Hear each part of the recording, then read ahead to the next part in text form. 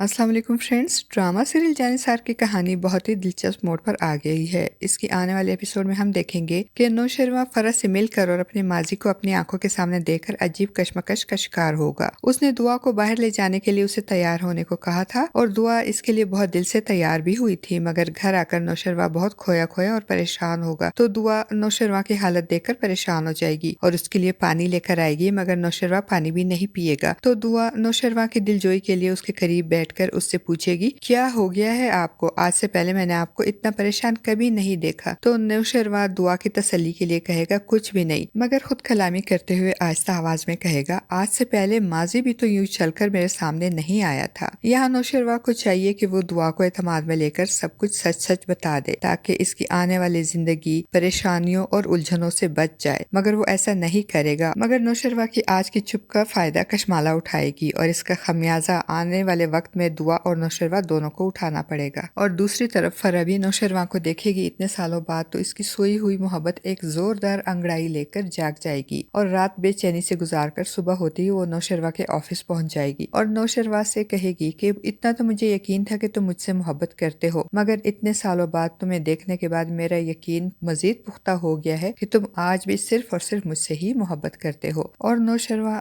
बड़ी दिलचस्पी से फरा की बातें सुनकर फरा की खुशफहमी पे मुस्कुराएगा। फ्रेंड्स, यहाँ भी नौशेरवा को चाहिए कि वो फरा की खुशफहमी का खात्मा कर दे और उसे दुआ के बारे में बता दे, जबकि दूसरी तरफ फराज को भी बच्चे से छुटकारा मिल जाएगा और फराज की माँ कौसर बेगम फिजा को इनडायरेक्ट प्रेशराइज करेगी कि वो पुलिस को फराज के खिलाफ बयान ना दे, जबकि फिजा खुद भी नहीं चाहेगी कि इसका घर बर्बाद हो, इसलिए वो फराज के खिलाफ बयान नहीं देगी, बल्कि ये कहेगी कि वो खुद सीढ़ियों से गिर गई थी, इसीलिए इसके साथ ऐसा हादसा हो गया और इसमें इसके ससुराल वालों का या इसके शोहर का कोई कसूर नहीं है। वो हॉस्पिटल से डिस्चार्ज होकर घर वापस आ जाएगी, मगर अपने बच्चे के खोने पे बहुत अफसुर्दा होगी। तो फराज अपनी माँ के समझाने बुझाने पे फिजा को बहलाने फुसलाने के लिए इससे अपने गुज़श्ता रवैये की माफी तलाफी करेगा और आइंदा के लिए इसका ख्याल रखने का झूठा वादा भी करेगा और कहेगा, तुम परेशान ना हो, अल्लाह जब हमें मजीद औलाद से नवाजेगा तो मैं तुम्हारा बहुत ख्याल रखूंगा। दुआ की माँ भी अपनी पड़ोसन के साथ कहीं जा रही होगी